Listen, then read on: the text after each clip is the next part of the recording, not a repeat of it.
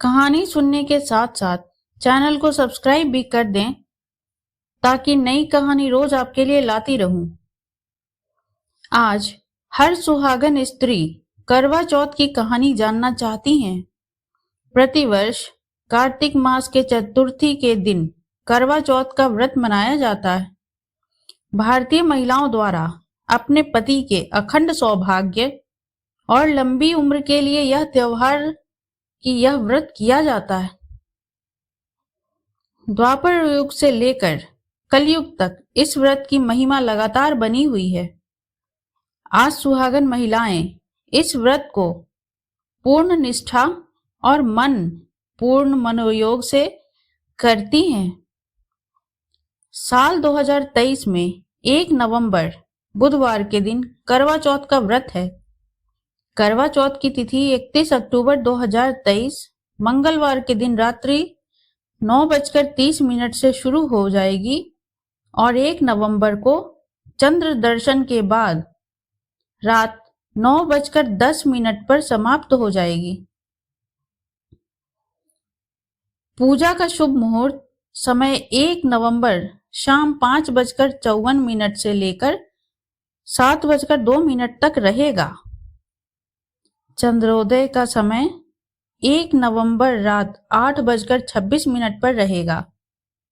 इस दिन महिलाएं उपवास करती हैं और शाम होने पर चांद को देखकर जल ग्रहण करती हैं। क्या आपने कभी सोचा है कि करवा चौथ का नाम करवा चौथ क्यों पड़ा? आखिर वह करवा माता कौन थी और त्योहार को कब से मनाया जाता है? आइए इसके बारे में जानते हैं। प्राचीन कथा के अनुसार करवा नामक एक पतिव्रता स्त्री थी। इनके पति वयोवृद्ध थे। एक दिन वह नदी में स्नान करने के लिए गईं। उसी समय एक मगरमच्छ ने उनका पैर पकड़ लिया। करवा के पति चिल्लाने लगे। पति के चिल्लाने की आवाज सुनकर करवा दौड़ती हुई आई और बिना एक पल व्यतीत किए हुए पानी में छलांग लगा दी। वह एक पतिव्रता नारी थी। उनमें काफी बल था। अपने सूती साड़ी के धागे से उन्होंने मगरमच्छ को बांध दिया और अपने तपोबल के माध्यम से उसे लेकर यमराज के पास पहुंची। यमराज ने करवा से पूछा, देवी, यहाँ आने का कारण क्या है? आप क्या चाहती हैं और यह मगरमच्छ कौन है? कृपया बताएं।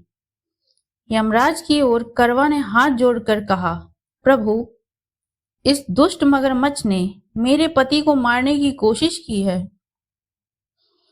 मैंने इसे अपने तपोबल से बांध दिया है। इसने एक पतिव्रता नारी के पति को मारने की कोशिश की है। इसे दंड मिलना चाहिए। यमराज ने कहा, अभी इस मगरमच्छ की आयु शेष है। मैं कैसे दंड दे सकता हूं? करवा ने कहा, अगर आप मेरे पति को चिरायु होने का वरदान नहीं देंगे और इस दुष्ट मगरमच्छ को दंड नहीं देंगे तो मैं अपने तपोबल से आपको ही नष्ट कर दूंगी। करवा की बात सुनकर चित्रगुप्त जी सोचे, अगर इसकी बात ना मानी जाए तो अनर्थ हो जाएगा।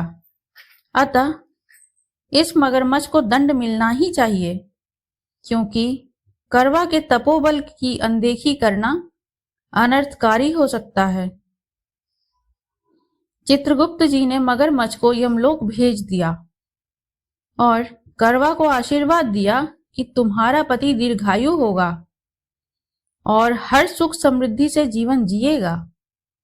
चित्रगुप्त जी ने कहा, जिस तरह तुमने अपने पति के प्राणों की रक्षा की है उससे मैं प्रसन्न हूं और मैं तुम्हें वरदान देता हूं कि आने वाले समय में आज ही के दिन जो भी महिला पूर्ण विश्वास और निष्ठा के साथ तुम्हारी पूजा करेगी उसके सौभाग्य की मैं रक्षा करूंगा। प्रत्येक वर्ष कार्तिक महीने के कृष्ण पक्ष की चतुर्थी को करवा चौथ मनाया जाता है। हाँ, ये नैतिकता की शिक्षा है कि कैसी कैसी पतिव्रता स्त्रियां हुई और किस तरह से उन्होंने अपने पतिव्रता बल पर पति को मौत के मुंह से बाहर निकाला।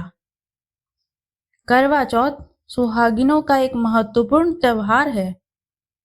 सुहागिनें अपने पति के लंबी उम्र के लिए व्रत करती हैं। सुबह से शाम तक उपवास करती हैं, जल का एक बूंद भी ग्रहण नहीं करती और शाम होने पर पूजा करने के बाद चांद और पति को छलनी में से देखकर अपना व्रत पूरा करते हैं।